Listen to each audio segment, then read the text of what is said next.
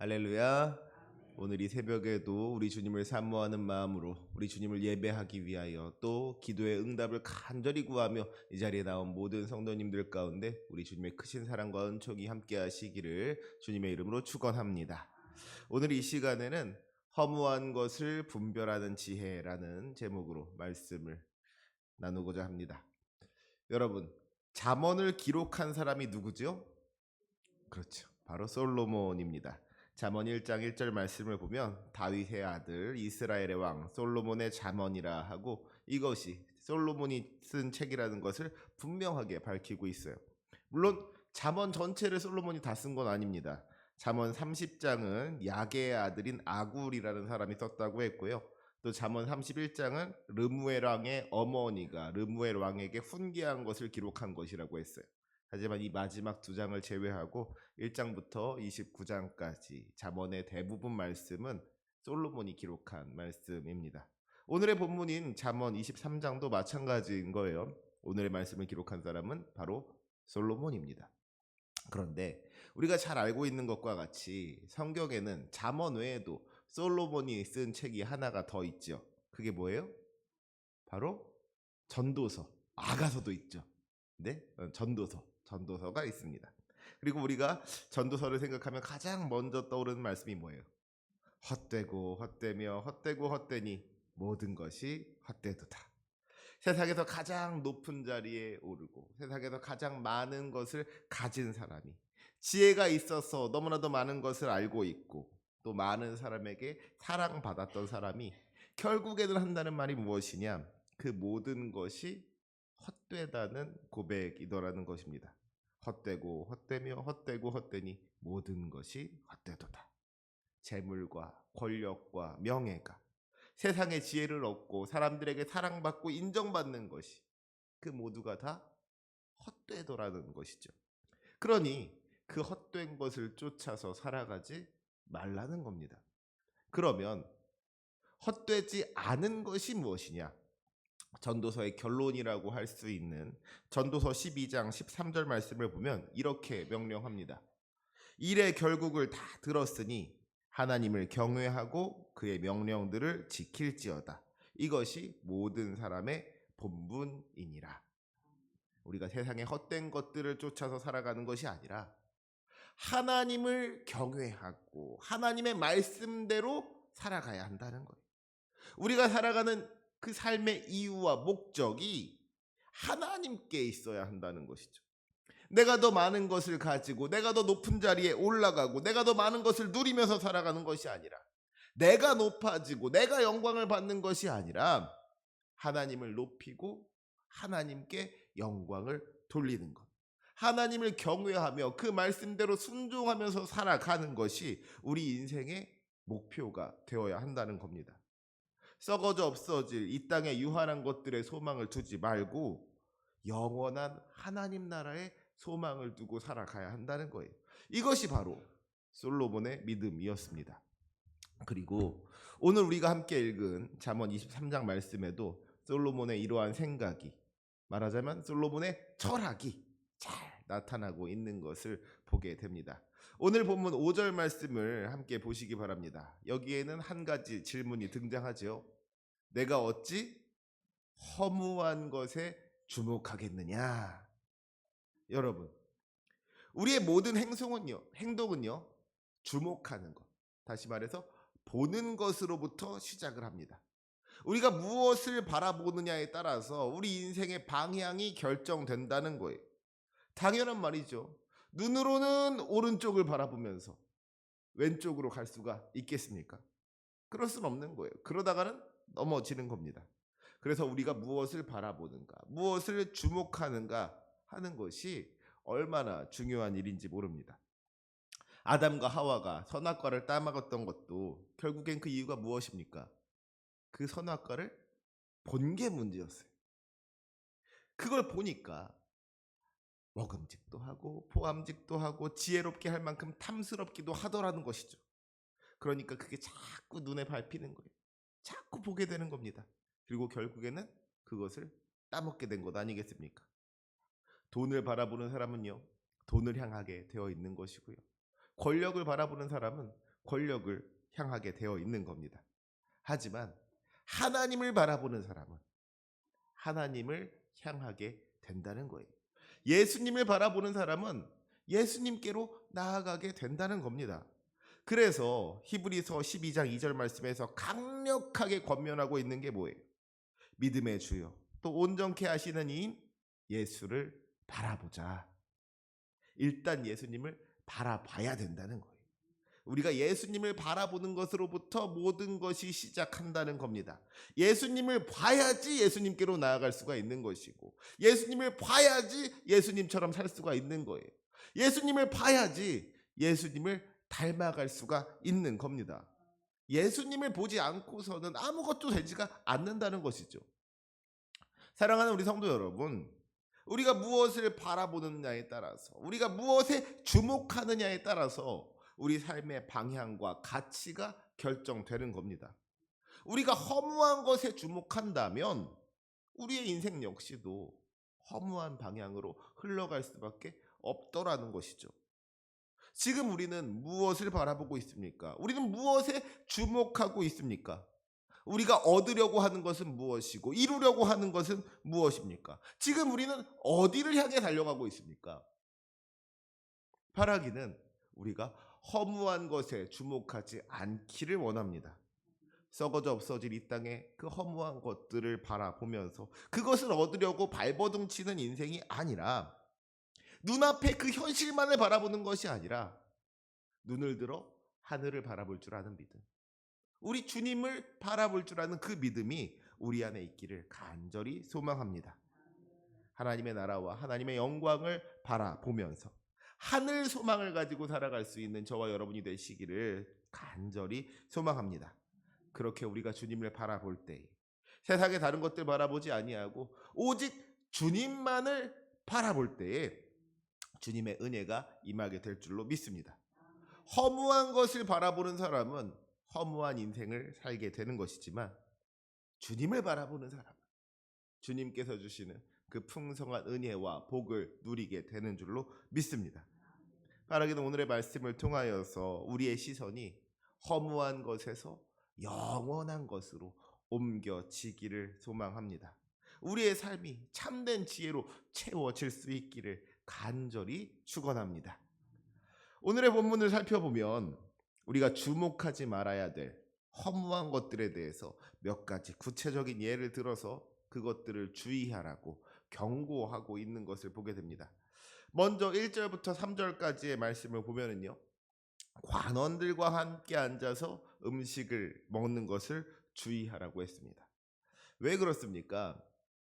여기서 관원이라고 하는 것은요, 이 권력이 있는 사람을 의미하는 것이죠. 높은 사람을 의미하는 거예요.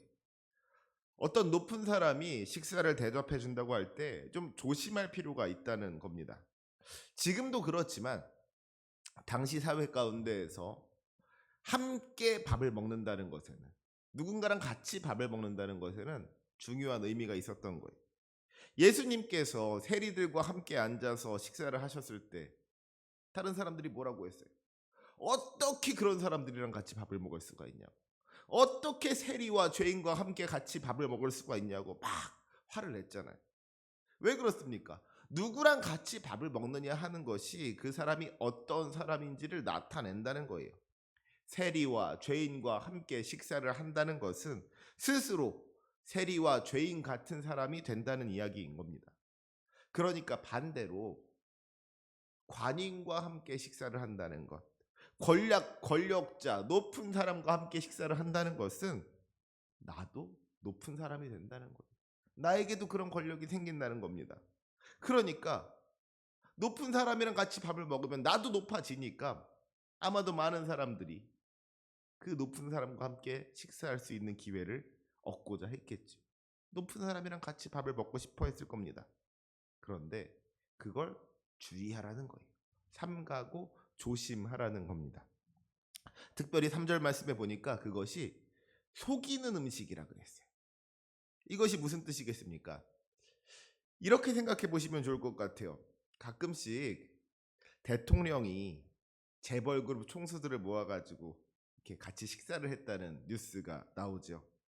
그리고 그렇게 대통령이 재벌그룹 총수들이랑 같이 식사를 했다고 하는 뉴스가 나오면 그 다음에 따라오는 뉴스가 있습니다. 그 자리에 참석했던 재벌 총수들이 뭐 투자를 늘린다더니 뭐 채용을 늘려서 직원들을 많이 뽑는다더니 뭐 그런 뉴스가 이어지게 마련이에요. 결국 무슨 말입니까? 그 밥이 공짜 밥이 아니었던 것이죠. 다 이유가 있으니까 불러다가 밥 먹자가 한 거지 괜히 부르지 않았다는 거예요. 괜히 밥 먹인 것이 아니라는 겁니다. 그러니까 오늘 본문의 상황도 마찬가지인 거예요.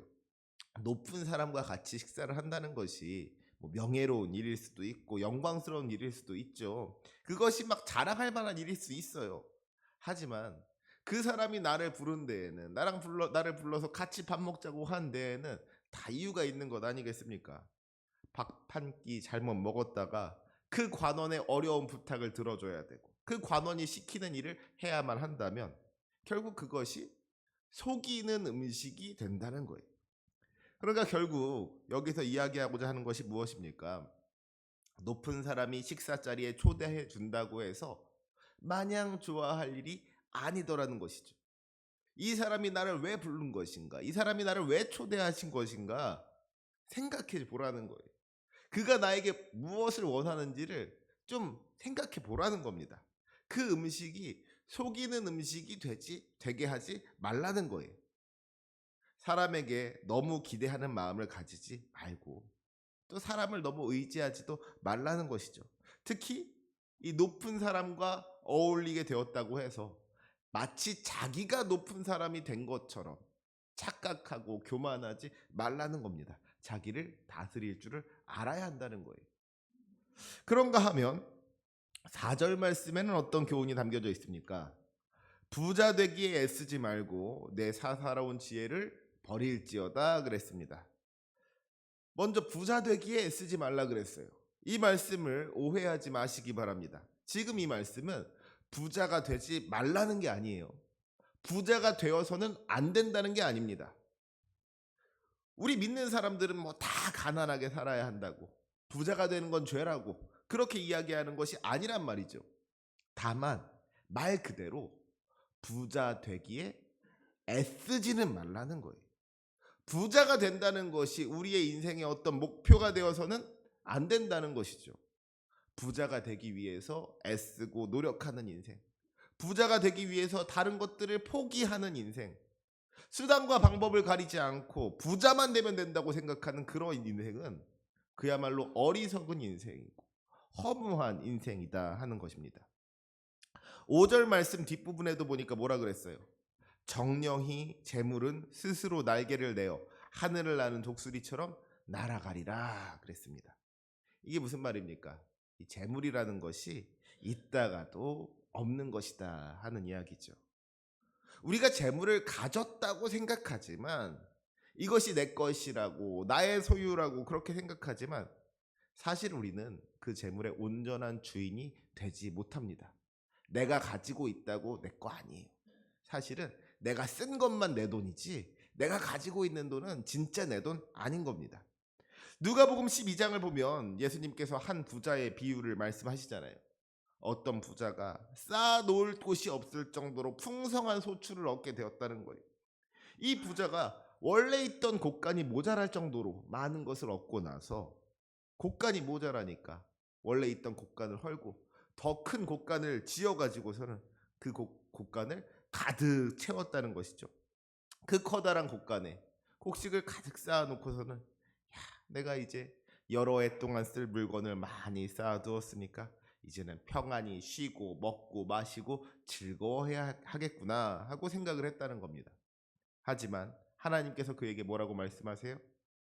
어리석은 자여, 오늘 밤에 내 영혼을 도로 찾으리니 그러면 내 준비한 것이 누구의 것이 되겠느냐.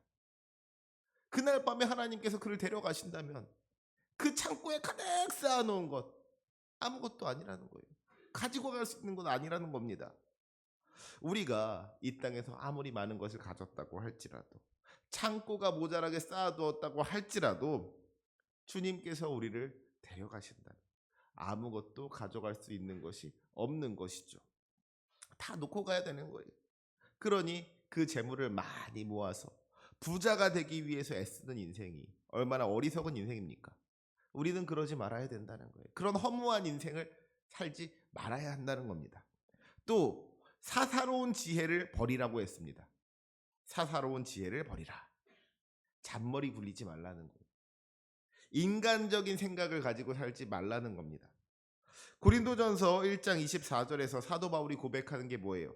하나님의 어리석음이 사람보다 지혜롭고 하나님의 약하심이 사람보다 강하니라 그랬습니다.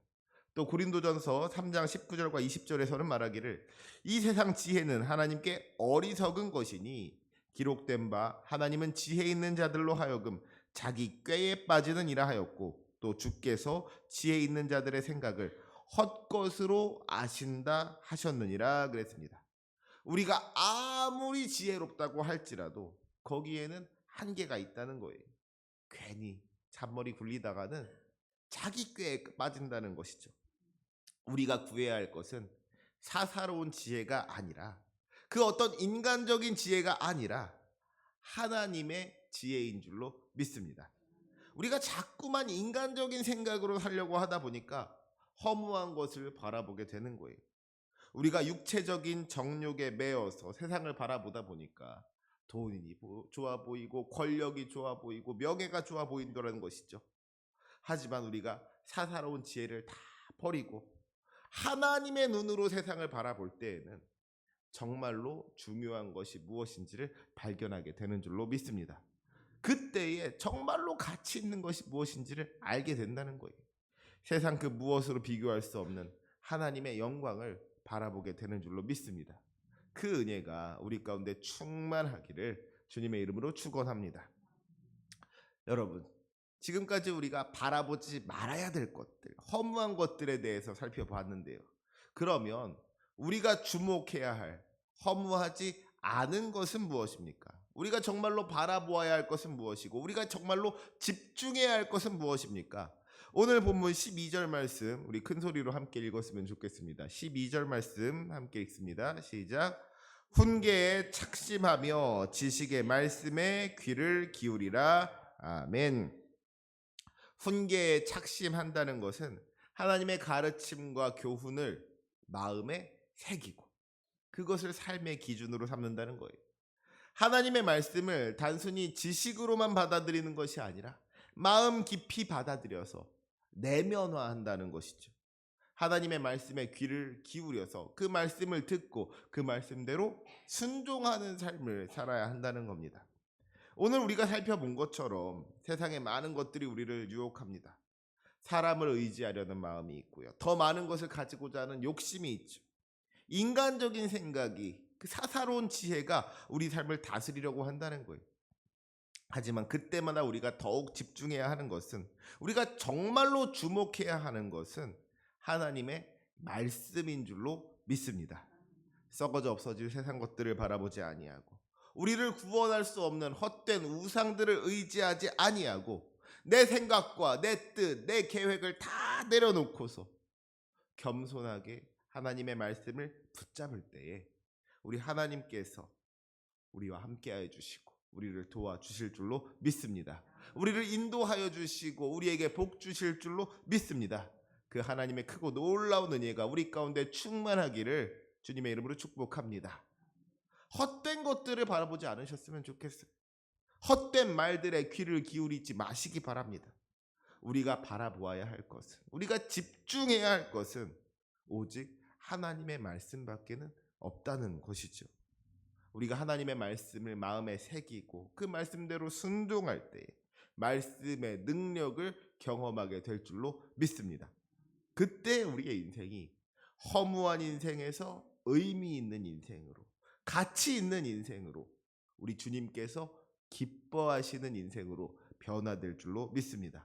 주님께서 우리에게 복을 주시고 그 놀라운 영광 가운데로 인도하여 주실 것을 믿습니다. 그 은혜를 경험하는 저와 여러분이 되시기를 주님의 이름으로 축원합니다. 그리고 마지막으로 또 한 가지 중요한 것, 우리가 한 가지 더 해야 할 일이 있습니다. 그것이 무엇입니까? 우리 13절과 14절의 말씀도 함께 읽도록 하겠습니다. 시작. 아이를 훈계하지 아니하려고 하지 말라. 채찍으로 그를 때릴지라도 그가 죽지 아니하리라. 내가 그를 채찍으로 때리면 그의 영혼을 스올에서 구원하리라. 아멘. 어떻게 보면 다소 자극적으로 들릴 수가 있는 말씀이죠. 아이 막 애를 채찍으로 때리라니. 아마도 요즘 세상에서 이 말씀대로 하겠다고 자녀를 채찍으로 때렸다가는 바로 그냥 아동학대로 신고당하고 그럴 거예요. 하지만 이 말씀의 해찍은 채찍으로 때리라는 게 아니죠. 자녀를 훈계할 수 있어야 된다는 거. 하나님의 말씀으로 자녀를 훈계해야 한다는 겁니다. 우리 자녀들이 헛된 것을 바라보지 않도록, 우리 자녀들이 허무한 것에 주목하지 않도록 가르쳐야 하는 그 책임이 부모들에게 있다는 거예요. 부모들에게는 그 자녀들의 영혼을 스올에서 구원해야 될 책임이 있다는 겁니다. 그저 오냐 오냐 하면서 자녀들이 원하는 대로 다 해주는 게 좋은 부모가 아니라는 것이죠. 때로는 따끔하게 혼을 내서라도 자녀들을 양육하고 훈계해서 그들을 하나님의 말씀 가운데로 인도해야 된다는 겁니다. 그 영혼을 파멸에서 건져내는 것이 부모에게 주어진 거룩한 책임이라는 겁니다. 이것은 결코 허무한 일이 되지 않습니다. 자녀의 영혼을 위한 부모의 수고와 눈물, 기도와 훈육은 정말 하늘에 쌓이는 영원한 상급이 되는 줄로 믿습니다. 사랑하는 우리 성도 여러분, 세상은 끊임없이 우리를 유혹합니다. 사람을 의지하라고 하고, 재물을 모으라고 하고, 자기 지혜로 살아가라고 합니다. 그것이 성공이고 승리라고, 그래야지 행복할 수 있다고 그렇게 이야기를 합니다.